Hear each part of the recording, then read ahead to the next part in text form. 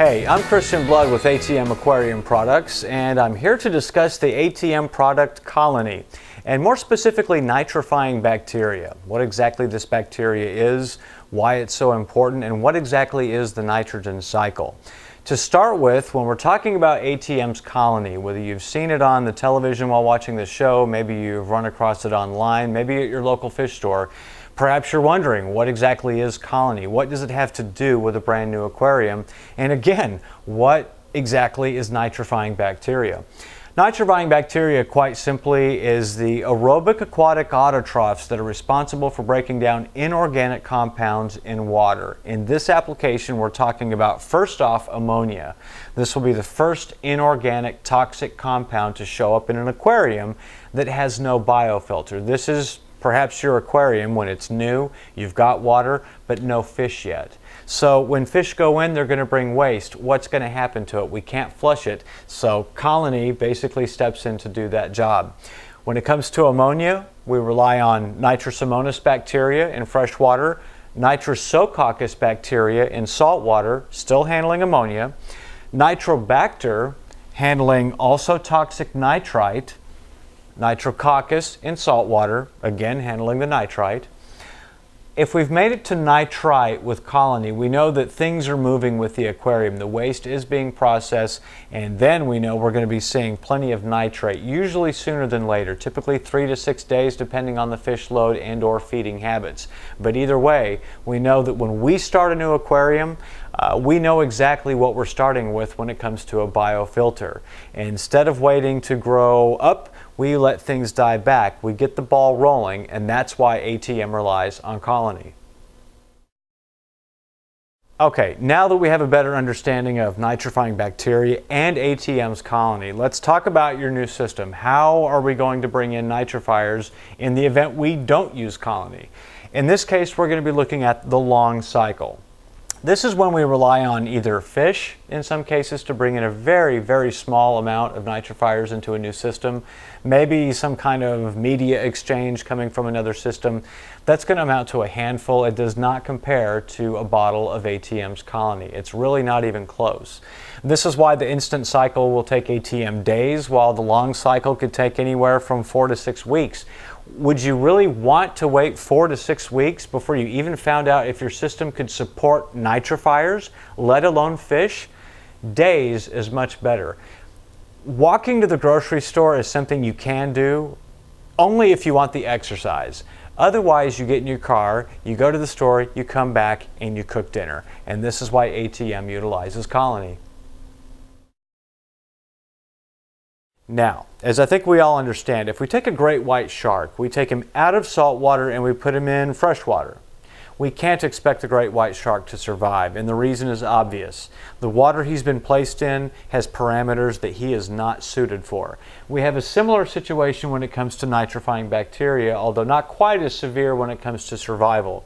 But if you expect your bottle of colony to act as though we say it is on the bottle, we do recommend the following water parameters. This is nitrification anyway, colony or no colony. This is how your bugs are going to behave. In freshwater and saltwater, we have the same range of temperature, 74 to 86 degrees Fahrenheit. When we're talking pH, things get a little bit different, slightly lower starting off with freshwater, 7.4 to 8.0, and then a little higher in marine at 8.0 to 8.3. Both freshwater and saltwater, we want our alkalinity at 90 plus parts per million. This is your trace elements, your water hardness. This is very key. If you're below 90 ppm in your alkalinity, it can really slow things down. Oxygen is key. Nitrifying bacteria are aerobic aquatic autotrophs, meaning that they do require oxygen and water, but oxygen is key here because the more oxygen they have, the better they're going to act. Put a couple of air stones in your media chamber. I do recommend that. Get the optimum results with proper aeration. Keep your water moving. When it comes to phosphate, have some. You don't need a lot, but have some, because if you have none, you have no nitrification. Concerning the nitrifiers themselves, do not expose them to a temperature of more than 110 degrees Fahrenheit. If you do so, you will have a loss in bacteria very quickly. And keep in mind, if they freeze or they dry, nitrifiers will die. And now we arrive at my favorite part of the discussion about nitrifying bacteria. I'm talking about the myths and the misconceptions concerning nitrifiers, starting with the idea, for example, that nitrifying bacteria cannot be bottled. If this was true, colony wouldn't exist today. The truth is that nitrifying bacteria have been successfully bottled for decades. It simply isn't new. Also not true is the idea that nitrifying bacteria have to be refrigerated. And while it is true that we can refrigerate if we choose to get a better concentration or a stronger concentration, we don't find this necessary with the average bottle of colony for the average household aquarium. This is why your colony is good at room temperature in a shelf-stable format. Nitrifiers do not have to be refrigerated. While nitrifiers are aerobic, they are also aquatic, meaning they do require water. This means that nitrifiers are not in the air we breathe. Also said in recent times is the idea that nitrobacter of the freshwater strains of nitrifiers will not work in an aquarium. Did the fish scare them? Of course not.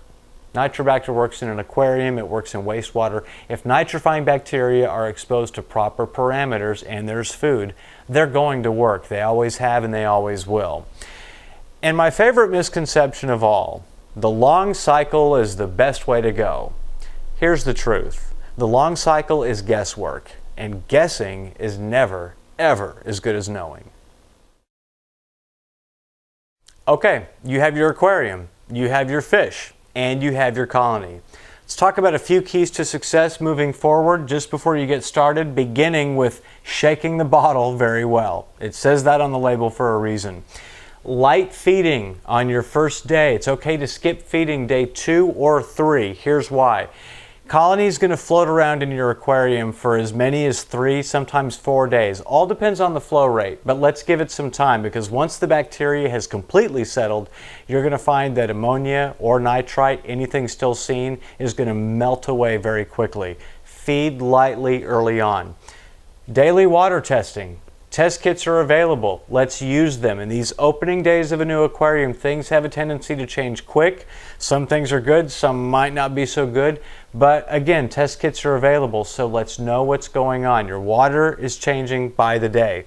And water parameters. Stay within the parameters that we discussed. If you deviate, they're always correctable, but if you stay outside of those parameters, you can't expect colony or any other nitrification to occur the way it should. Stay within your parameters. And finally, oxygen. As we've said several times, nitrifying bacteria are in fact aquatic, aerobic autotrophs. They need water, but they've got to have air. The more air you give them, the better they're going to work. Colony is an outstanding nitrification product and we can't wait for you to check it out. You can find Colony at your favorite pet store or your favorite online retailer. And always remember to always trust the shark.